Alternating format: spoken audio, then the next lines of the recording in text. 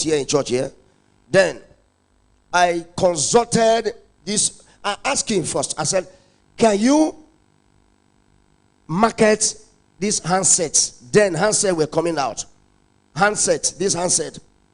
That was when handset was just coming out. People were looking for handset everywhere. I said, okay, can you, if a distributor of handsets, I connect it to them, they give you this. For example, they give you handset worth 500,000. Can you market it and make refund without you depositing something? He said, why not? I will do it. I will do. I said, okay, don't worry. Tomorrow I'll see you. Then I called one distributor that was loyal to me. I called him. I said, there is one of my youth in the church. I want you to take him up as one of your marketers. You give him goods. I talked to him. He said, no problem. As long as now you, daddy, I will do it. He said, how much goods can he or does he want? And I called this guy. He said, okay, let me start with like 700,000 what? I called distributor. I said, okay, give him. He gave him. He called him to the office. He trained him, gave him training for 1 week. Then he gave him, said, get a place. He said, I have a place. I have a shop. This. I said, okay. The guy shipped the goods down there. This brother came to meet me. He said, yes, the goods have come now. I have employed my sales guys who will be selling.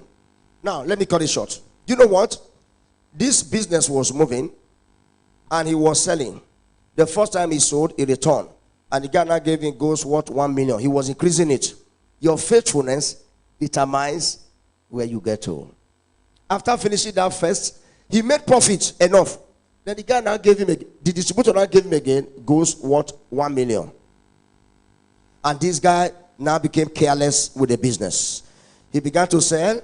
The next thing he did was to go and rent a house, furnish the house, buy fridge, buy everything, furnish the house seriously. The second thing is to begin to invite other youths to his house. He will cook special food. One of them told me the other time that when you get there, when he cook pounded yam, you'll be using pounded yam to look for soup. He said different meat. He said his house, he serve yourself. And friends were joining him to do. The next thing you have is, he impregnated a sister. Now it is marriage. He was no longer refunding money back to the distributor. And I didn't know this until everything granted. Everything granted. Then one day the distributor called me.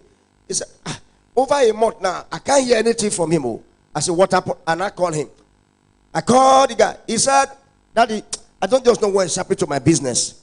What do you say? I don't know what's happening to my business. These are just going down. I called him. What is happening? He said, maybe this is home problem. I don't know what is happening. It wasn't home problem. He was disloyal. He thought money have come. He began to squander the money. He didn't refund money back to distributor.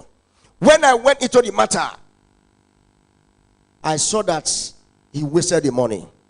The news began to come out. Friends who joined him to squander the money, who he invited, where he take them to in town to spend money.